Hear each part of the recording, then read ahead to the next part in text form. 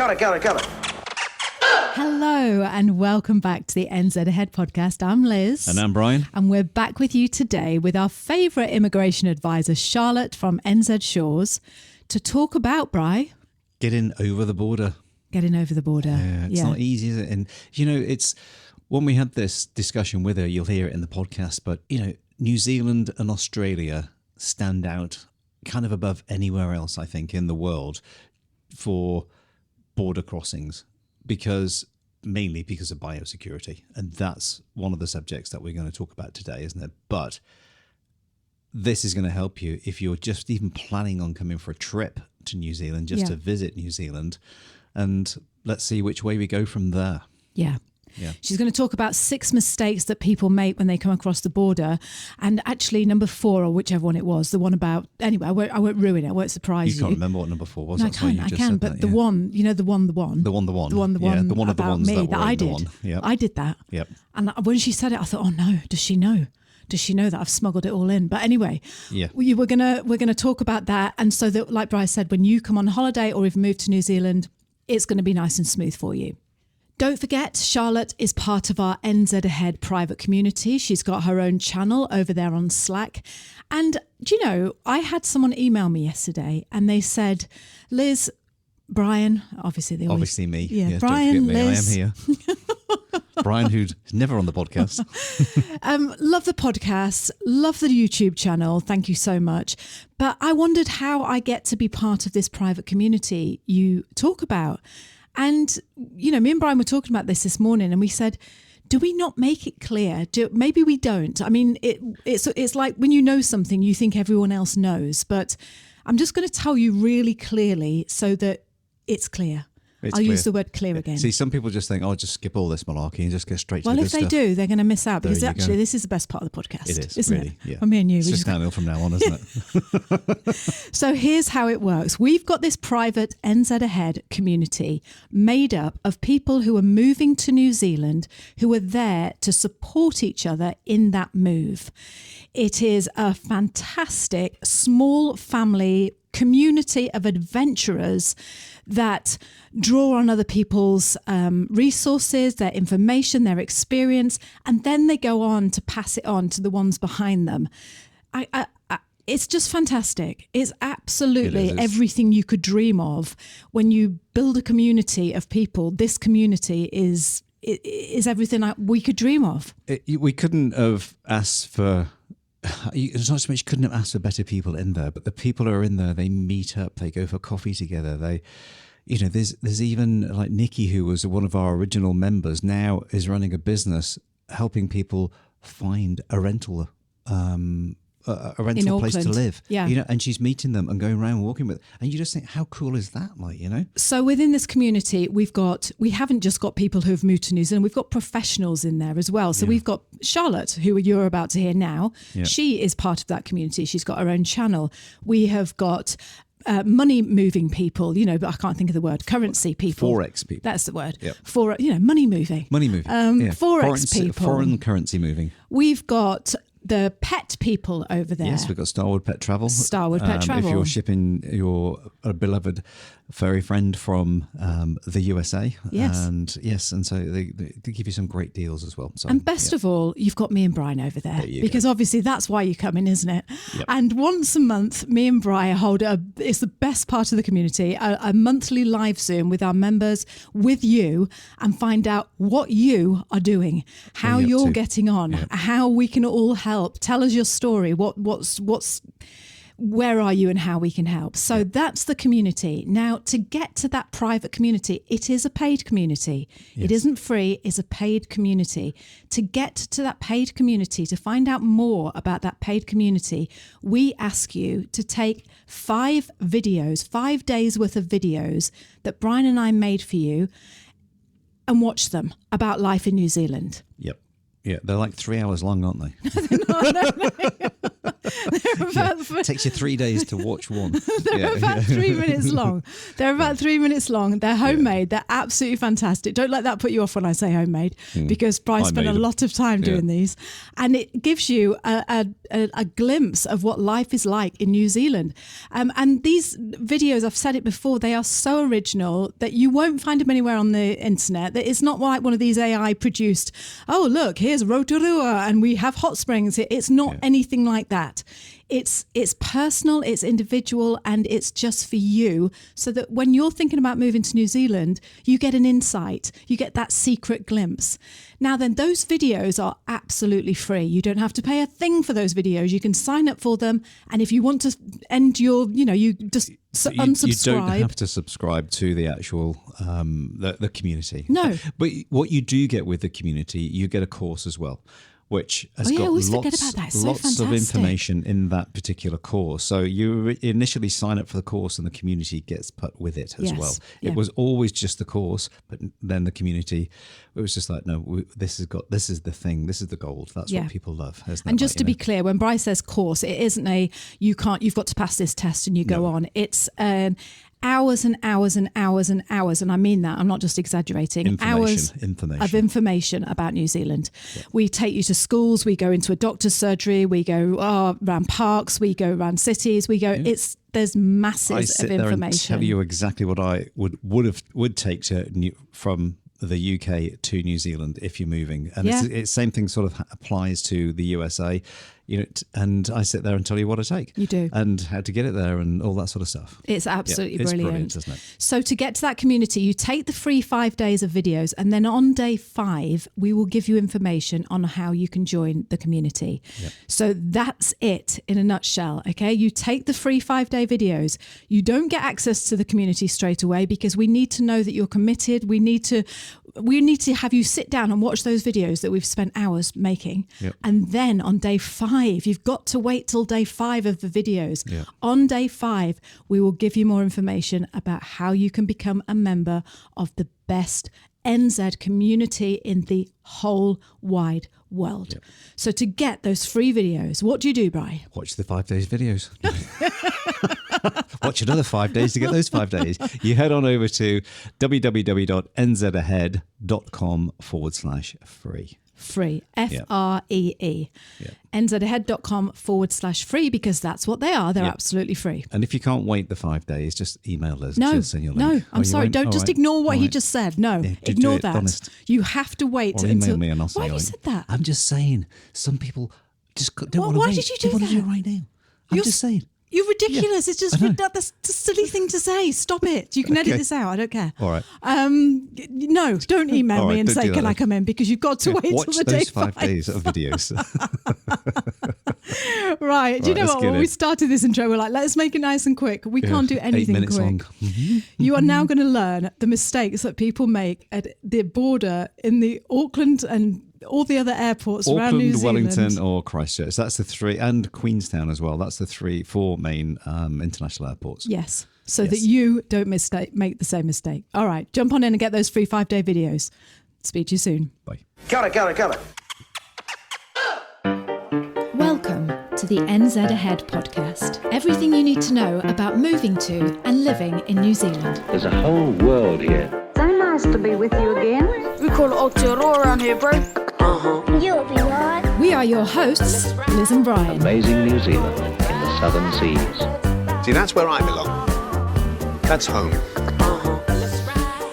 Charlotte, welcome to the NZ Ahead podcast. I'm thrilled to have you here today, me and Brian. Yes, welcome back. Thank you. Always love being here. You are our favourite, our only immigration advisor that we ever use and advise people to use. And today you're going to be here to talk to us about the mistakes to avoid when you come across the border in New Zealand at the airport, when you get to that check-in bit where you have to do all those things. Thank you so much for joining us and for giving us your professional advice on all of that. Oh, you're more than welcome. I think New Zealand's quite a unique country in the sense that when you enter the border here, it's just so different to anywhere else in the world, us and probably Australia. So there's a lot of things that if you're not used to travelling in this part of the world that you might get caught out on. So it's definitely a good conversation to have. Absolutely. Yeah, Absolutely. definitely. And Right. it tends to be the airport because not many people make it by boat here, do they? No. It's the odd solo sailor sort of thing, Yeah. and the odd cruise ship, I suppose. And just to be clear, before we jump into this, because we are talking about the New Zealand border here at the airport, do these apply to all airports when coming into New Zealand? So any international airport, so we've got Auckland, which is our main one, Wellington, Christchurch and Queenstown. Okay, so if you're watching this and you're flying into any of those airports, this is the podcast for you. Number one mistake to avoid at the New Zealand border when you arrive is not being honest on your arrival card. Yes, so everyone who's entering into New Zealand has to complete a traveller's declaration or an arrival card. That is actually now online, so you can Google, if you want to have a look at it before you travel, it's just called the New Zealand Traveller's Declaration. Super quick and easy to fill out, but it will ask you a series of questions about purpose of travel, how long you intend to be in New Zealand, and then it will also ask you questions about what you're bringing with you. So if we think of the immigration aspect first, because that's often the thing I care about most, if you're coming in as a visitor, you do have to be honest about what your purpose of travel is, particularly if you're then thinking, hey, I might actually want to live in this country, and then go on to apply for further visas. So it's a really important one because it will go through to Immigration New Zealand, this information eventually. So if you could declare that you're coming on holiday or to visit friends or family, and then you get into New Zealand and decide, hey, I want to stay, I want to get a job, or I want to study, or I want to invest, whatever it might be, but you've told immigration, I'm here on holiday, and then you go on to apply for those visas, they may start asking questions at time of your visa application. So they may say, hang on, you arrived into the country and you told us that you were here to visit your friends or go on holiday and sightsee, and now actually you were coming into the country to apply for a job or to study. So it's really important. Some people think that if they declare that they're coming to work or potentially look at study options, that they won't be allowed in, but that's not the case. So we have lightly talked about this before, but it's called look, see, decide. So you can declare to Immigration New Zealand that you're coming to look, see and decide if New Zealand is a place you want to live. And they'll still let you in. There's no issues with doing so, but it is important that you do declare that from the outset so you don't get caught out with future visa applications. Yeah, that's really good advice. So does that affect the amount of time? Does it still, because most people who come to New Zealand, say you're from Europe or the US, would get is it a 6-month visitor visa? The only people who get a 6-month visitor visa on arrival are our British citizens. Right. Everyone else who arrives into the country on a New Zealand Electronic Travel Authority or an NZETA gets 3 months at the border. So that's just a blanket rule. If you are coming from a country where you can apply for that NZETA, but you know you're going to want to spend longer than that 3-month period in the country, you can actually apply for a visitor visa before you travel for that extended duration, or you can apply for the further visitor visa while you're in New Zealand. All right. So say you've got 3 months on that visitor visa.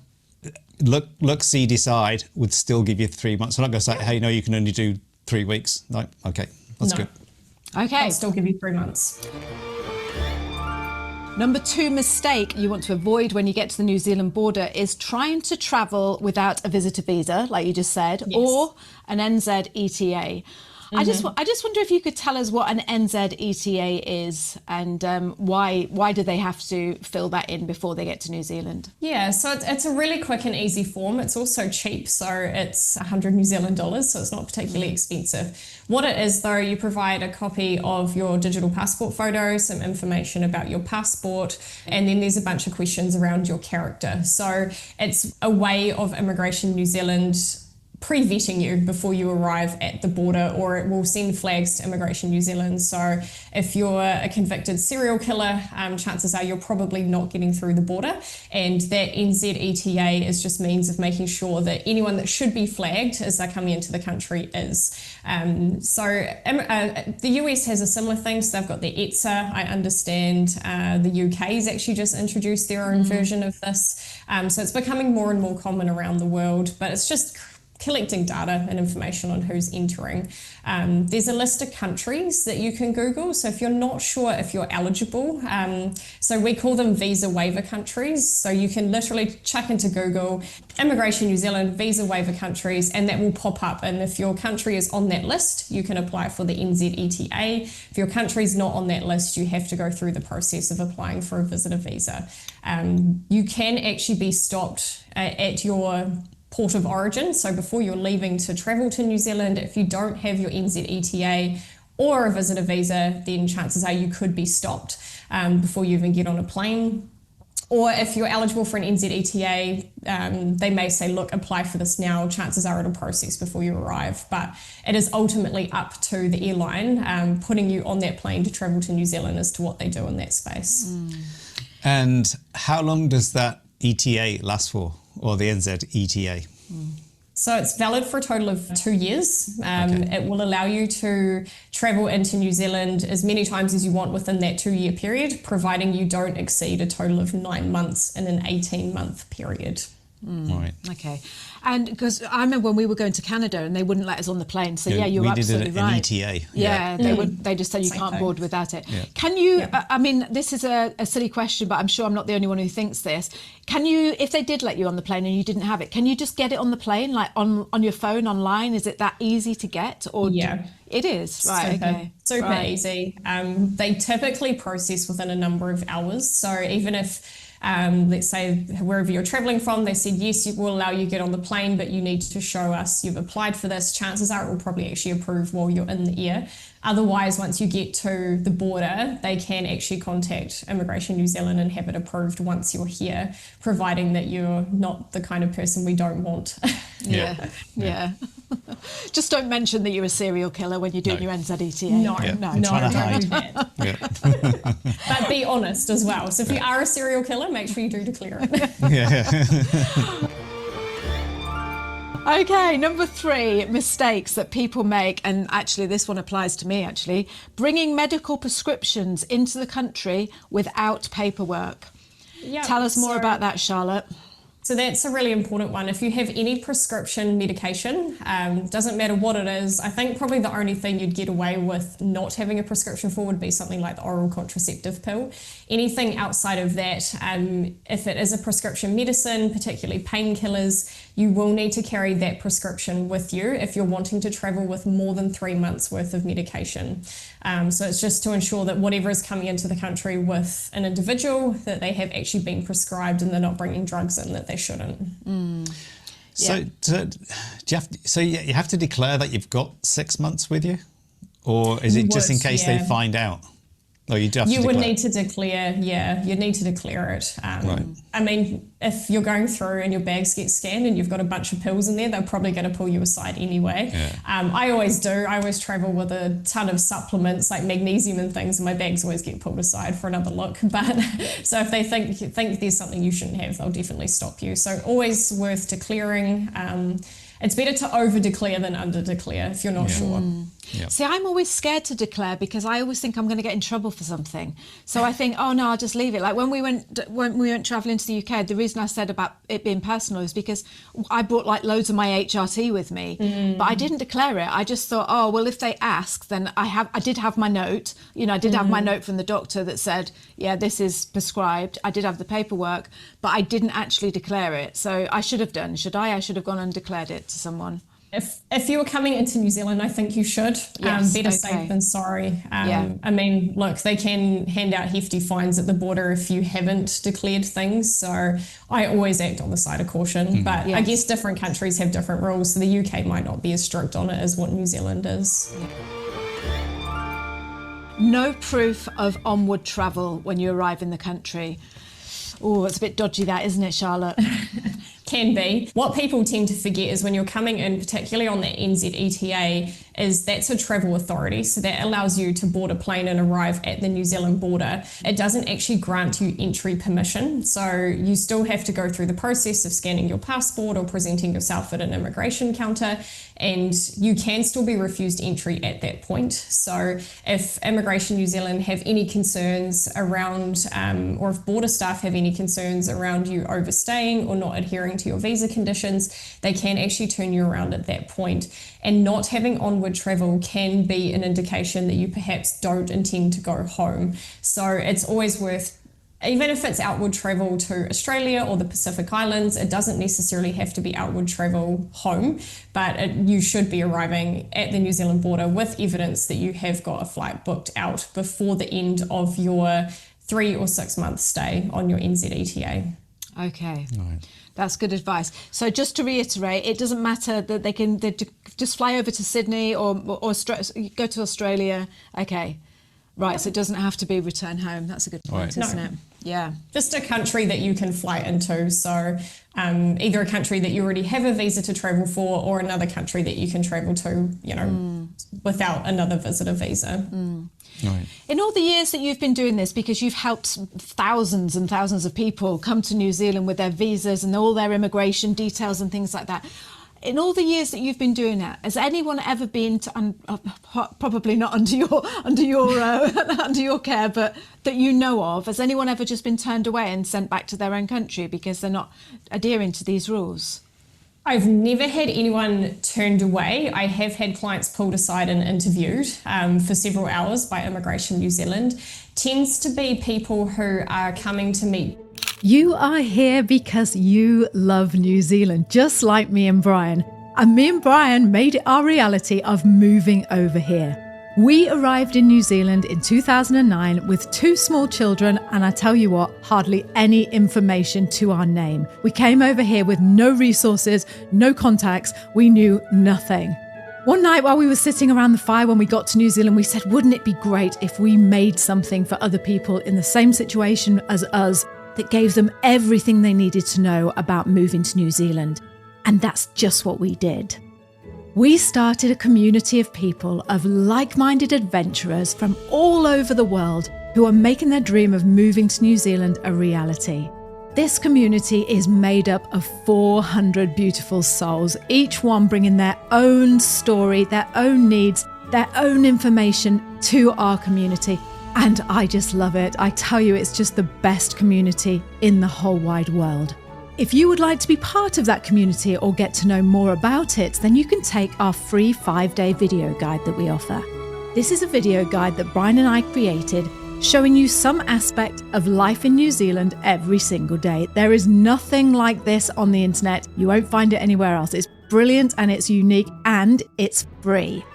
So sign up to those 5-day video guides, and on day 5, I'll give you more information about how you can join our beautiful New Zealand community. Sign up now by going to www.nzahead.com/free. That's www.nzahead.com/free. Get to day 5, see all about our community, and I hope to see you on the other side. Okay, let's get back to the show. Clients pulled aside and interviewed for several hours by Immigration New Zealand. Tends to be people who are coming to meet partners in New Zealand. That seems to be kind of the biggest area of risk that we see. So I have had a number of people, even with approved visas, who have been pulled aside at the border and questioned as to, is your relationship genuine? Are you paying money to this person for a visa? Hasn't happened in a while. I think probably the last time it happened would have been 6-7 years ago, but it can happen for sure. Okay. Yeah. They've always been let out, but the thing is, I've had phone calls at the border from people. I've had people trying to travel without flights booked out, and they've had to purchase flights at the border. So that's obviously very expensive because, flights are never cheap if you're having to book them that close to an intended date of travel. So I've had people ring me and say, what can you do? Well, we can't do anything. An immigration advisor cannot help you at all with what's happening at the border because that's the border's discretion. Yeah. So it can happen. I've never had anyone turned away, but I don't know. It'll probably happen at some stage, I'm sure. We shouldn't have jinxed it, should we? Yeah. If I have a client turned away this week, I'll be ringing you. Yeah. On the flip side, have you ever known anyone be deported after they've been in the country a little bit longer than they should have? As a company, yes, we've definitely Right. had clients be deported. Yeah. Wow. Clients who have committed crimes while in the country have been deported. Yeah. I've had a couple clients who have had deportation liability notices raised because there were discrepancies between visa applications and information that immigration subsequently found out on their own accord. So it is very important to be very honest. I mean, I've had all of my deportation liability notices turned around because 9 times out of 10 it is an honest mistake, but it definitely can happen. All right, well, it's good to know. Because you tend to think, well, just go there, stay there for 7 months. Yeah, and just like, yeah, you know, you stay just over. think, yeah, it's not Don't good. do it. Don't do yeah. it. It's not worth the risk, is it? No, it's No. not. Not declaring food or prohibited products. Yeah, this is a big one. I'm sure you guys hear it all the time too. Well, You see it when we you come want to hear through. it from your mouth, please, Do you know, Charlotte. I'm going to say, let's hear it from you because Yeah. I'll tell my story in a minute. I watch a lot of the show Border Patrol where you see so many people getting stopped with food. So food is a really big one. You can not bring many things into New Zealand on the food front unless it's already processed. So you can bring things like chocolate, nuts which have been processed, muesli bars, chips, that kind of thing. You cannot bring any fresh food into New Zealand. I made the mistake once of buying a lovely large packet of biltong in South Africa. It was all vacuum packed. I thought, oh, it's a dried meat, it'll be fine. And no, that got taken off me at the border. And I thought, I'm pretty sure you're going to go eat that in your lunchroom because the guy was South African. Yeah. But I obviously have no proof that that was what was happening. Chances are it went in the rubbish bin. But yeah, very important that just anything, meat, fresh fruit and vegetables, you cannot bring into New Zealand. So don't even try because they will scan your bags, and if you've found to have something you haven't declared, they will fine you 400 New Zealand dollars. Oh, that's an expensive Because sandwich, a lot isn't of it? people, like you say, Biltong. they travel with apples and things, and you know, fruit just to have on the plane or something, and you know, they have the dogs, don't they? And Yes, it's they do. amazing, Sniffing isn't it? They're sniffing for whatever it is. Mainly, I think it's fruit and things, isn't it? That's what Yeah. you ever Yeah. say. And they put your bag, they make you put your bags down, don't they? And it's like, whoop. They do, yes. I always want to I've had stroke that. those dogs. I I always know. want to pat them. I know. They're That's so lovely, aren't they? Little cute. beagles. They're like, keep walking, keep walking. Yeah, don't touch the dog. So what is a prohibited item apart from food? What else can't you bring in? So you can't bring more than 10,000 New Zealand dollars in cash. So if you're carrying more than 10,000 New Zealand dollars, you have to declare it. Obviously, any prescription medications, you have to declare, otherwise you get in trouble as well. Wood products or animal products are a big thing. So if you've gone overseas and you've bought some really cool wooden souvenirs from somewhere, very important to declare those so that they can be checked, because if they're not processed in the right way, customs may take them off you. I did bring a cowhide back once from South Africa, and they spent probably about half an hour looking that thing over, even though I had all of the paperwork.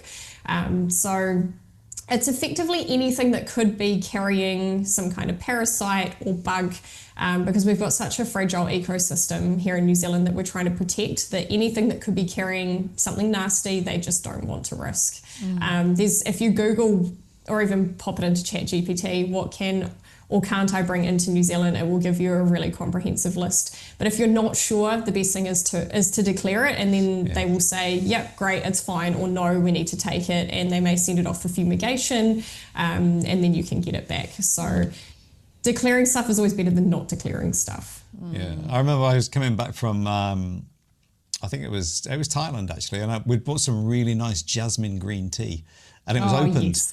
and I just thought, I better declare this. And he looked at me and went, that's all right, mate. Oh, did he? It's great, like, you know, because that's okay. That's So nice. that's too dry to have anything in it. Yeah. And it's like, okay. Better safe than sorry, though, isn't it? Yeah, but they're really nice. If you declare it, they just can't wait to see it. Like, what have we got here? Yeah. Biltong? They get excited, don't they? Number 6 mistake to not make at the New Zealand border, which is bringing in unclean outdoor equipment, which I think it deserves its own category, because we've been in, well, the first time we came in from the UK, and they had all our hiking boots out. They wanted to see all our ski boots. You know, they wanted to see everything. So I think it's really, really important. So we'll have it as a 6A, hey? Yeah, we're going to put that as a 6+. I think it's worth thinking about. I mean, look, I run a lot, and you don't even often think about your running shoes having gone through grass, or, you know, potentially over a bit of farmland somewhere, or and the dirt, you know, that can carry organisms into the country. So I always declare my running shoes, just because I'm almost too scared not to. Yeah.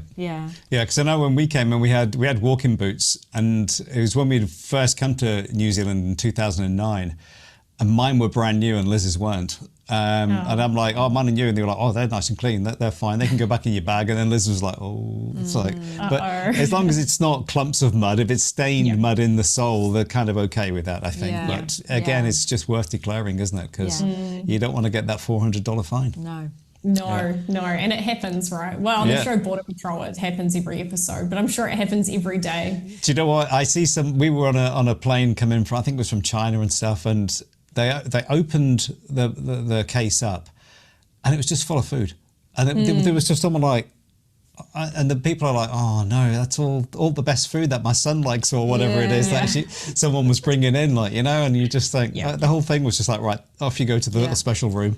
And you know what? I think it's really important, like you said earlier, to remember. I know maybe these little things individually, you might think, oh, like me with my prescriptions, like, oh, they're not going to check that. Oh, they're not going to. But you know what? Like you said, if they pull you over for one thing and you haven't declared it, then they're probably going to think, right, this is a bit of a lying, dodgy person. Hey? Yeah. I'm going to go through all of it and just check everything. Yeah. And while I'm here, I'll go into your visas as well and see if that, you know, you just don't want that, do you? You've got 10 passports, Mr. Bond. Why? I've seen someone pulled aside and absolutely had a dressing down from a customs officer over too many cigarettes that they had declared. And they were actually, it was the same trip that I was trying to bring the cowhide back into the country. Was it that South African one again? Biltong and cigarettes, who's going to be having a break? Probably. He was eating his biltong and smoking a ciggy out the back. But yeah, those people got a horrendous fine. So but again, it's all on the traveller declaration form. So if you're not sure, just declare and you'll be fine. Because at least if you've declared it and you're not allowed it, they won't give you the fine. They'll just take the product off you. Yeah. And I think it's also important to remind people, Charlotte, as well, that, you know, that although New Zealand is very, very strict on things like this, we were just talking about it before we started recording, compared to, you know, like the UK and things. They are really friendly, aren't they? I don't want people to be thinking, oh no, like, you know, I'm going to get there and it's going to be. It is hard if you don't declare it, but it's like they're just the nicest people. I find they all are. If you're up front with them. To us when we came once. Yeah. They're like, welcome home, Mr. and Mrs. Deacon. I was just like, so I know. It made me want to cry. This is lovely, isn't it? Yeah. I think, I mean, a lot of people travel here because, you know, we are a fairly unspoilt nation in terms of we've still got that clean green image. We've still got beautiful native animals and things and flora and fauna. So you got to remember that it's to protect what you're coming to visit, basically. Yes. Yeah. Oh. Yeah. Well, listen, Charlotte, before I let you go, like I said at the beginning of the programme, you are our favourite immigration advisors. Can you tell people what you do and how people can find you? Because we don't want anyone to use anyone else apart from you. We just love you so much. So, what is it you do? So we are first and foremost an immigration consultancy. So the best way to describe us is we are basically the middleman between you and the New Zealand government. So we hold people through that whole migration process, whether you're looking to come and work, study, invest, start a business, visit. We can take care of every single visa type, and I promise we've seen every type of situation. We've been around since 2009, so same year you guys came to New Zealand, so what's that, 16 years? Yeah. And we have a really wonderful team here, so really varied. And a little fun fact about New Zealand Shores is actually only 3 of us were born in New Zealand. So out of our team of, I think we're about 17, 18 staff, only 3 of us were actually born here. So chances are the advisor you end up working with will have actually been through the same process that you're looking at going through. That's so Yeah, important. because we did have Fabian on the podcast, and it's so he's from important. France, isn't he, I think? It's Yes, nice that yeah, you've got that French. mix. Yeah. It's very cool. Yeah, we're a Yes. very dynamic team, which is neat. So anything visa related, feel free to reach out. My email is charlotte@nzshores, which I know you guys will pop down in the blurb below. Feel free to touch base. Happy to have a chat with anyone about their prospects of moving to New Zealand. That sounds perfect. And for those that don't know, don't forget Charlotte is a member of our private NZ Ahead community. She's got her own channel over there. Like I say, we work very closely with you guys. Haven't got enough good things to say about you, but you can join that community too. And Charlotte is over there in her own channel. So yes, fantastic. Come say hi. Yes. No, definitely. All right. Well, thank you so much for joining us and for sharing those insights. It's going to be so valuable. And until next time, we will speak to you soon. Everyone get their scrubbing brushes out and get cleaning those cleaning that equipment of walking yours. boots. Yeah. Exactly. Okay, Charlotte. Thank you for Thanks for joining having us. me. Okay. Yeah, thanks very much, Charlotte. Speak to you soon. Take care. See you Bye. then. Bye. Bye. Thank you so much for joining us on the podcast this week. We have loved having you here with us. If you love this week's show, please share this with your friends. Send it to anybody you know that wants to think about moving to New Zealand, and get on over here yourself. And tell them how brilliant it is as well. And also, if you haven't signed up for our free 5-day video guide showing you what life is really like in New Zealand, then go over to the website and sign up. You are missing out. This is brilliant. Go over to www.nzahead.com/free and we will send you 5 days worth of videos about what life is like in New Zealand. You are going to love it. So one more time, that website that you need to sign up for the free 5-day guide is www.nzahead.com/free.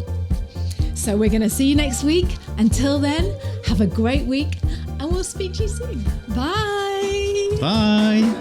Say bye, girl. Bye. Bye.